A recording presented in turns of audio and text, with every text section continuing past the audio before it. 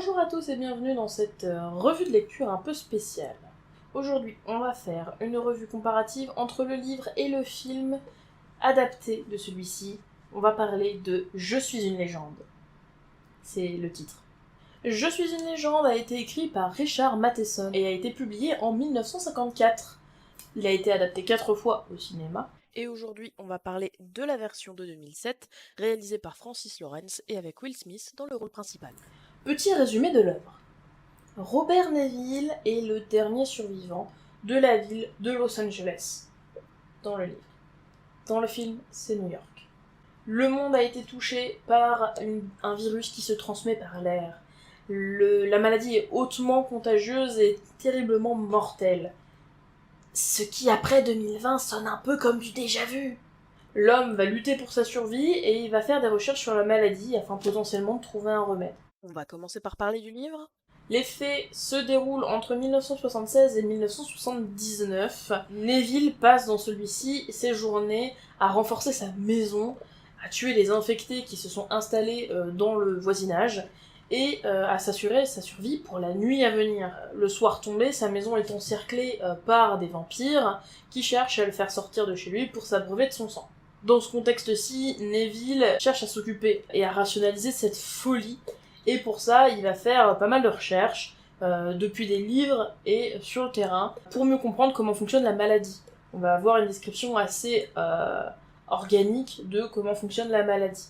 Globalement, le livre est très court puisqu'il ne fait que 230 pages. Et on est ici sur un roman psychologique avant tout. On a très peu ou pas du tout d'action. On va explorer les méandres de la solitude et des pensées de Robert Neville, qui va tenter comme il peut de survivre et de s'adapter à la situation.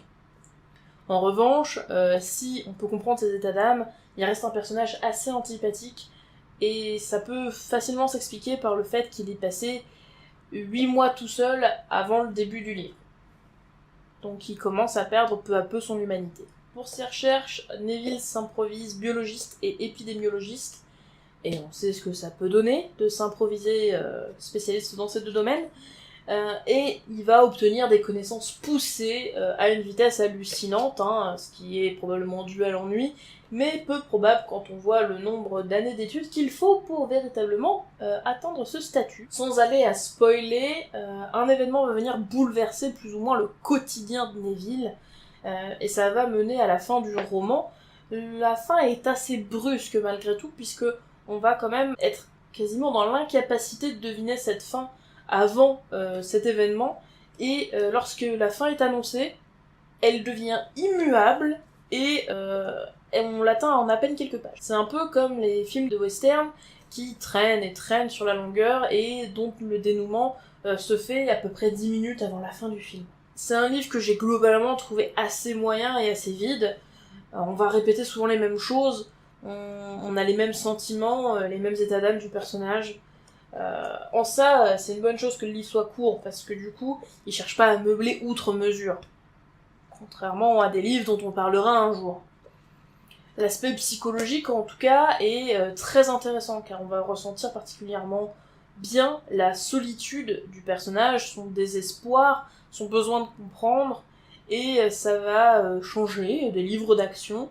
Et il est en vérité assez vrai sur ce point, c'est-à-dire qu'on est sur un environnement post-apocalyptique, et dans ce cas-ci, qui va chercher à être un héros et à purger la planète de toutes ces aberrations, alors que, en vrai, on sait tous qu'on va survivre, on va essayer de survivre. À la rigueur, on va essayer de comprendre si on s'ennuie, mais d'abord, on va essayer de survivre. Avant de passer sur le film, je vais faire ma petite note comme d'habitude. C'est un livre auquel j'ai donné un 3 sur 5. Il se lit, certes, mais il est très vide, il est très moyen, il se répète énormément, mais il a l'avantage d'être court, donc rapide à lire.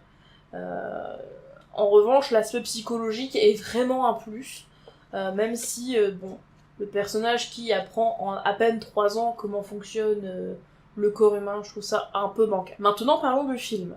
C'est une adaptation de 1h40. Et le mot adaptation est important, on y reviendra à la fin. On n'est pas ici en 1976, mais en 2009. Je m'attarderai pas sur la réalisation du film, puisque je m'y connais pas assez en film. Le film est dans l'ensemble assez vide, puisque on a certes un livre de base qui n'est pas très épais, mais là ça va pas aider, puisqu'on va perdre un des gros intérêts du livre. Je m'explique. Dans le livre, Robert Neville n'y connaît rien à la science, et il fait des recherches dans les bibliothèques et dans les universités, et on suit ses questions, ses déductions. Dans le film, le personnage est déjà un militaire et un scientifique. D'ailleurs, c'est le militaire le plus claqué au sol que j'ai jamais vu, mais bon.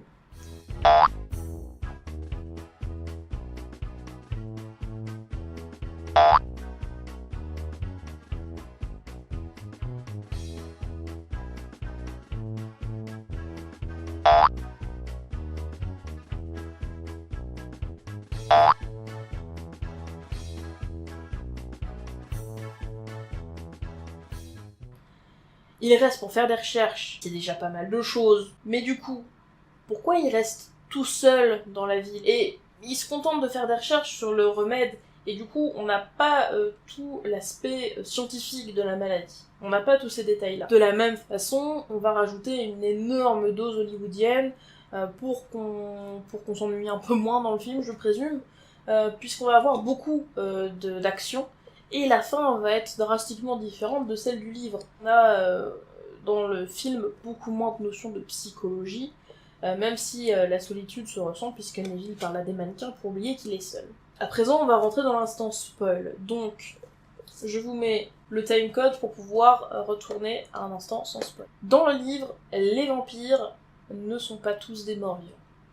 Certains ont survécu avec la bactérie, et forme dorénavant la nouvelle humanité, dans laquelle Robert Neville est un prédateur, car il a passé tout le livre à les tuer. Il ne prendra conscience de son statut qu'au moment où cette nouvelle société, pour pouvoir se défendre de lui, va décider de le mettre à mort. Dans ce cas précis, le héros découvre qu'il est un petit peu un croque-mitaine aux yeux des gens, et à ce titre-là, il devient une légende, comme pour nous, le vampire et le loup-garou sont des légendes. Et l'humanité qu'on connaît disparaît au profit de cette nouvelle société. On va ici poser la question de l'évolution de l'humanité et de la sélection naturelle.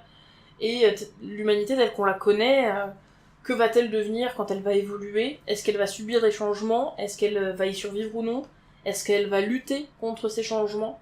Et finalement, ça va démontrer que un événement qui paraît anormal, donc ce qui semble être la fin du monde, est en vérité le début d'un autre. Dans le film, les survivants qui vont trouver Robert vont lui parler d'un lieu de salvation où il va y avoir tout un campement de survivants. En revanche, les morts-vivants, car ici ce ne sont pas des vampires, les morts-vivants vont avoir trouvé la maison où se cachent Robert et les deux autres survivants. Et Robert va donner sa vie pour qu'ils puissent les autres s'en aller, et également rapporter le remède dont il vient de trouver la formule. Ici, Robert devient une légende non pas comme un monstre, mais comme un sauveur de l'humanité qui s'est sacrifié pour cette dernière.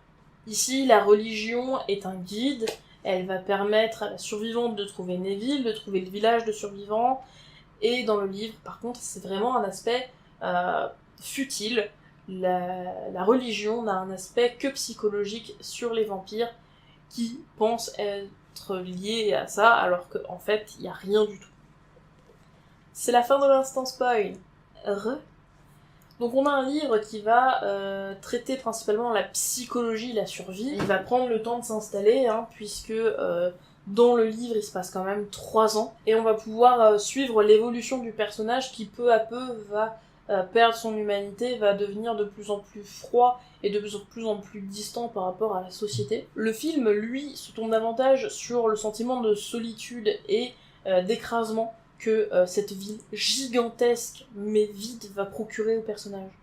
En revanche, la fin elle va rester quand même beaucoup plus optimiste que le livre. L'aspect religieux entre les deux œuvres va être complètement différent.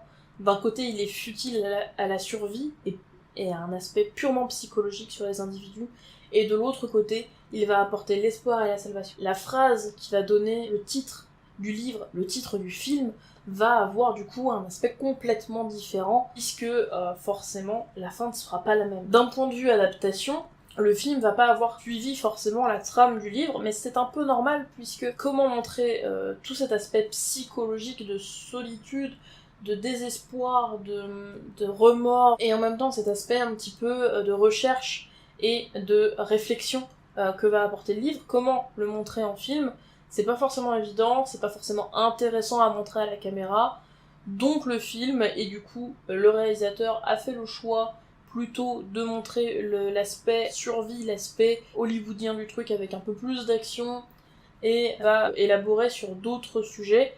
C'est pas forcément la raison pour laquelle c'est une mauvaise adaptation. Au contraire, on parle quand même d'adaptation, c'est pas juste un portage. Et en ça, du coup, c'est une bonne chose, parce que le film a quand même essayé de proposer quelque chose, et ça peut être intéressant. Même si, du coup, les propos peuvent paraître un peu bancals. Moi, ça a été le cas, je trouvais que c'était un peu bancal.